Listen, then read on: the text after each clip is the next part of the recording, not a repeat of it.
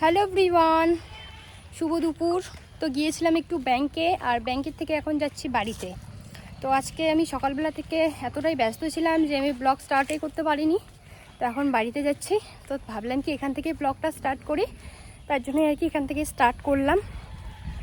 তো ব্যাংকে গিয়েছিলাম আমি, আর তার সঙ্গে আমার মা গিয়েছিল, মা বলতে শাশুড়ি মা।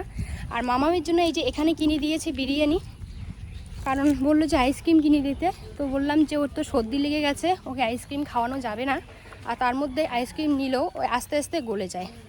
তো তার জন্য বললো যে বিরিয়ানি এই যে কিনে দিয়ে দিল। আর মা গেল এইদিকে বাড়িতে, আর আমি এইদিকে চলে আসলাম আমি আমার বাবার বাড়িতে।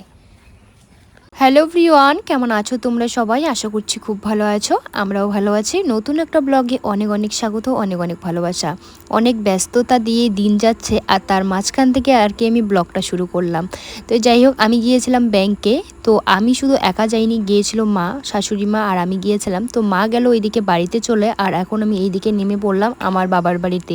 বাড়িতে এসে হাত মুখে জল দিয়ে, তো মা ওইদিকে বলছিল যে যেগুলো ভাত বাড়া আছে, মানে বা রান্না বাড়া তো হয়ে গিয়েছে, সবজি ভাত সবগুলোই আর কি গাবলার মধ্যে বেড়ে রেখে দিয়েছে। তো সেগুলো আর কি ওই শোয়ার ঘরে নিয়ে যেতে। তবে রান্নাঘরে রান্না করলেও আমরা কিন্তু রান্নাঘরে বসে খাই না, ওই শোয়ার ঘরে নিয়ে এসে মেঝের মধ্যে সবাই মিলে একসঙ্গে বসে খাই। তার জন্য আমি ভাত শাকসবজিগুলো সবগুলো কিন্তু আমি নিয়ে আসলাম ঘরের মধ্যে। আর মামাম স্কুল থেকে আসছে, আসার পরে স্কুল যে ড্রেসটা সেখানে ওই চেয়ারের মধ্যে খুলে রেখে দিয়েছে। তো ওভাবে রাখলে তো জামাগুলো একদম গন্ধ করবে, ঘামের এমনিতেই গন্ধ থাকে গরমের দিন। তো ভাবলাম কি এই টারের মধ্যেই দিয়ে দিই, তো তার জন্য এই টারটার মধ্যেই দিয়ে দিচ্ছি।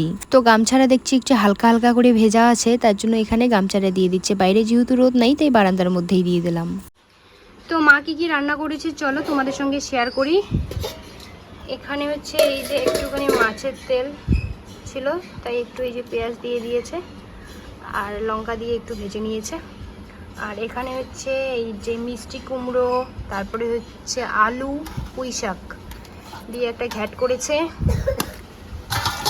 আর এখানে হচ্ছে বুঝতে পারছি না কি মাছ চাষ, হয়তো ওই যে মাছের ঝোল, এখানে মাছের ঝোল আর তার সঙ্গে হচ্ছে এখানে ভাত। তো চলো, আমাকে প্রচুর গরম লাগছে, তখন স্নানটা করে নেব, স্নান করে নিয়ে তারপরে খেতে বসবো।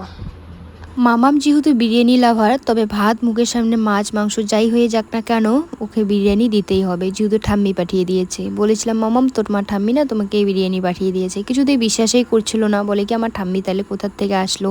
যখনই দেখালাম তখন বলে সত্যি পাঠিয়ে দিয়েছে মামাম, তাহলে আমি ভাত খাবো না, আমি বিরিয়ানিই খাবো। তার জন্য মামামকে এই যে এখানে বিরিয়ানি দিয়ে দিচ্ছি, লেগ পিস আলু, তার সঙ্গে ছিল স্যালাড। তো এখন মামামকে দিয়ে দেবো, আর মামাম এখন বসে বসে খেয়ে নিয়ে নেবে। মামামের পছন্দের জিনিস যদি রান্না হয় বা পছন্দের জিনিস যদি বাজার থেকে কিনে আনা হয়, তাহলে মামামকে আর খাইয়ে দিতে হয় না, তখন ও একাই সুন্দরভাবে খেয়ে নেয়। তবে খেলে পরও ওই যে মোবাইলটা লাগে, মোবাইল না দিলেও খেতেই চায় না। জানি না আমার বাচ্চার অভ্যেসটা কি এরকম নাকি প্রত্যেকটা বাচ্চারই, তা যদি এরকম হয়ে থাকে তাহলে একটু কমেন্টে জানিও তো। মামামকে আমি যতক্ষণ পারি যে মামামকে মানে মোবাইল থেকে দূরে রাখার চেষ্টা করি, তবে এখনকার বাচ্চারা নয় যে খেলতে খেলতে বলবে মামাম দাও না একটু কার্টুন দেখি। তো যাই হোক, মামাম তো ওইদিকে খাচ্ছে, তো আমি যেহেতু ভাত খাবো তার জন্য বেশি একটা বিরিয়ানি নিইনি, ওই অল্প করে বিরিয়ানি নিয়ে একটু টেস্ট করে নিয়ে তারপরে ভাতটা খেয়ে নিয়ে নেবো।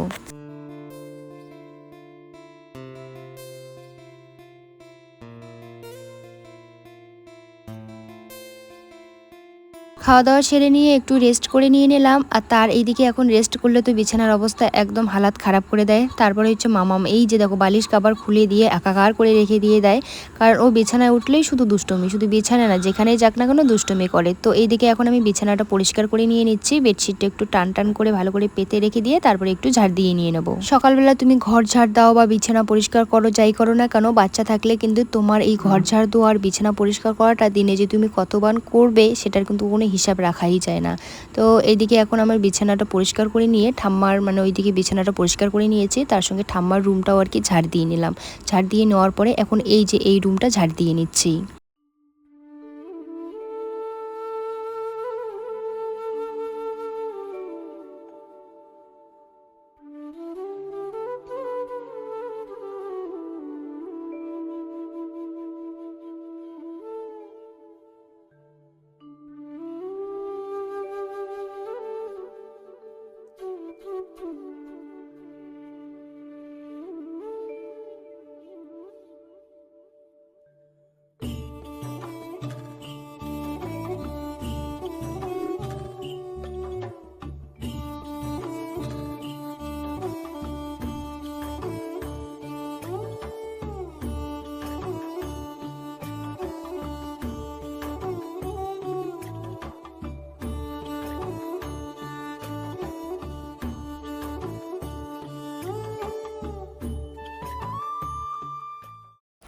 তো আমি বিছানাটা পরিষ্কার করে নিয়ে ঘরটা ঝাড় দিয়ে নিলাম, আর আলনার অবস্থাটা জাস্ট তোমরা দেখো কীরকম হয়ে আছে।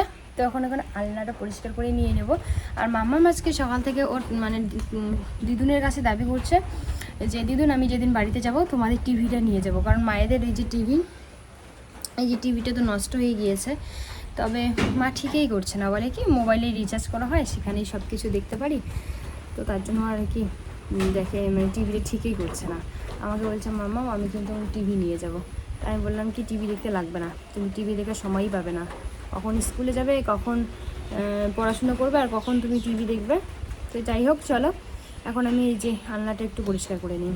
দাদুর বাড়িতে আসলে কি জিনিস নিয়ে যাবে আর কি জিনিস নিয়ে যাবে না সেই টেনশনে আমার মেয়ে থাকে, কারণ যেটা জিনিসে দেখে সেই জিনিসটাই পছন্দ হয় না কেন সেই জিনিসটাই বলবে দাদুন আমি কিন্তু এই জিনিসটা নিয়ে যাব। তো যাই হোক এখন আমি এই দিকে আলনাটা পরিষ্কার করে নিয়ে নিচ্ছি। আর জামা কাপড় দিয়ে তো একদম ভর্তি হয়েই থাকে, প্রত্যেক দিন পরিষ্কার করলেও এই জামা কাপড় দিয়ে কিন্তু মানে অগোছালো হয়ে থাকবেই, কেন জানি না আমি কিছুই বুঝতে পারি না।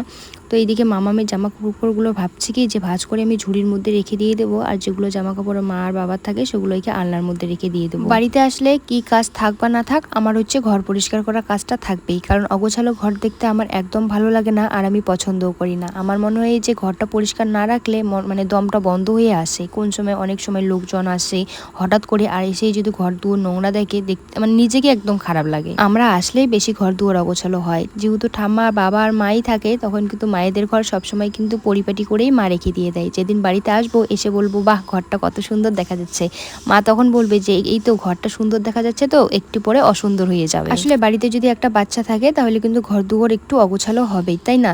তো যাই হোক তোমাদের সঙ্গে গল্প করতে করতে আমার কিন্তু এইদিকে জামা কাপড়গুলো ভাঁজ করা হয়ে গেল। জামা কাপড় বলতে ওই মামামের জামা আর প্যান্ট। যাই হোক আমি ভিডিওটা এখানে শেষ করছি। ভিডিওটা ভালো লাগলে সাবস্ক্রাইব করে দিও। Bye tata.